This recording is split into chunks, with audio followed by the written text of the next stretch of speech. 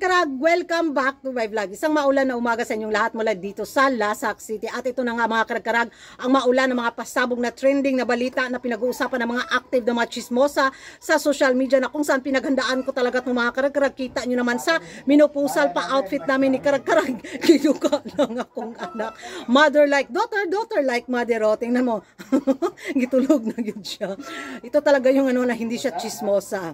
Pero yun nga, sayang kasi yung pa minupusal gown niya mga karag-karago. Kita nyo naman, may pag-glitter-glitter siya, pak ang paribon, liwat yung kuragan.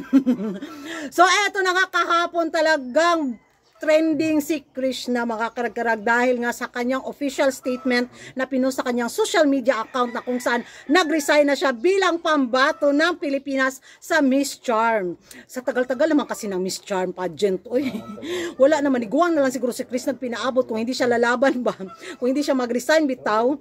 So sayang, ang lakas pa naman ng sana ng laban ni Krishna bitaw sa Miss Charm. Siguro siya yung kauna-unahang kandidata nating makauwi sa corona sa Miss Charm, but ang daming opportunity pa na nasayang, di ba? Dahil sa kakahintay sa pageant na to.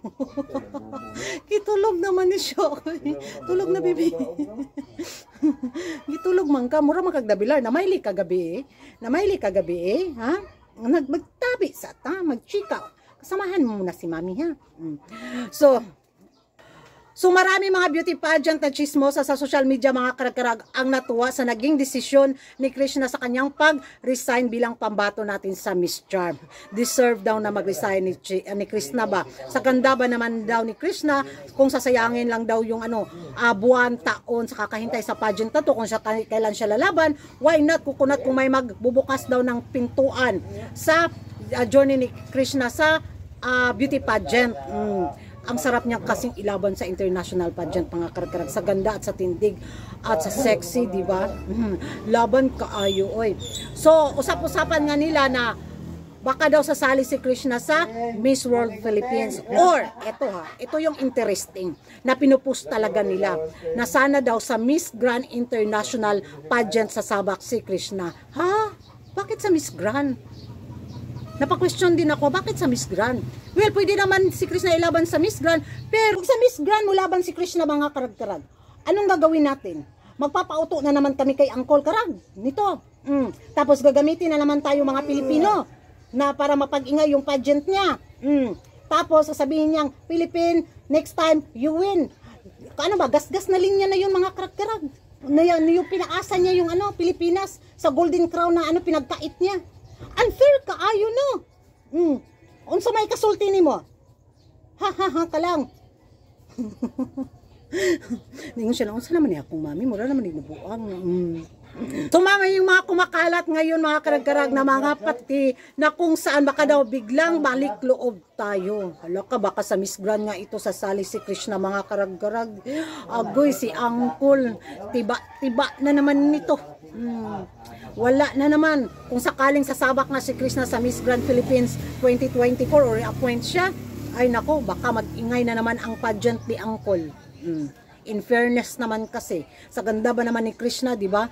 Pero wag naman, basta ko lang talaga, wag sa Miss Grand. Sasayangin lang dito talaga siya ni Uncle. Tapos, pero baka hindi natin alam, baka biglang mag-ihiba yung kigol ni Uncle, at baka biglang matuslok sa Kimirot galore bitaw yung puso ni Uncle, at ipanalo niya si Krishna kung sakaling si Krishna yung ipapadala nating kandidata sa Miss Grand International. So, why not? Kukunat, may mga posible namang bagay na maging imposible or imposibleng bagay na maging posible. Baka si Krishna yung nakatadhana. Sige lang tayo nitong nakatadhana, pero wala naman talaga. Paasahin lang tayo ni Uncle. Gitulog na lang ni si Karag sa kong katabian. Sige, tulog lang diya, bibi. So, yun yung magiging reaction ko mga karag-karag. Hindi ako papayag. Nasa Miss Grand siya sa Sabak.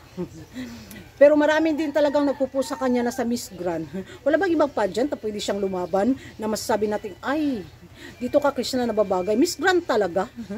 Well, kung yun yung nakatadhana sa kapalaran ni Krishna, suportaran na lang natin. Pero pagdating sa butuhan, pagdating sa mga voting sa support tayo sa kanyang journey. Pero pangwartahan na ni Uncle, pakuan lang sa kanyang mga social media account pages na magtaas yung engagement. Wala na pakpak na ta. Sige. Yan ang mga karag-karag. Ano yung magiging reaction nyo sa pag-resign nga ni Krishna sa Miss Charm Philippines bilang pambato natin? At pabor ba kayo na sasabak siya na at maging pambato ng Pilipinas sa Miss Grand International? Magingay tayo sa comment section at kung hindi ka pa nakapag-subscribe sa YouTube channel ko, don't forget to like and subscribe Kuragan Karag, ang mabahay lagi ng Karag-Karag. And see you in my next vlog. Nakatulog na gyud si Karag, mga Karag-Karag na bilar, siguro ni siya gabi, no? Nagunsa day ka gabi, oy. Sige na, bye-bye na, umanag-vlog si Mami. Tanawa, umanag-vlog si Mami. Ano siya mo na? Wala tayong pamalit dog food, ani?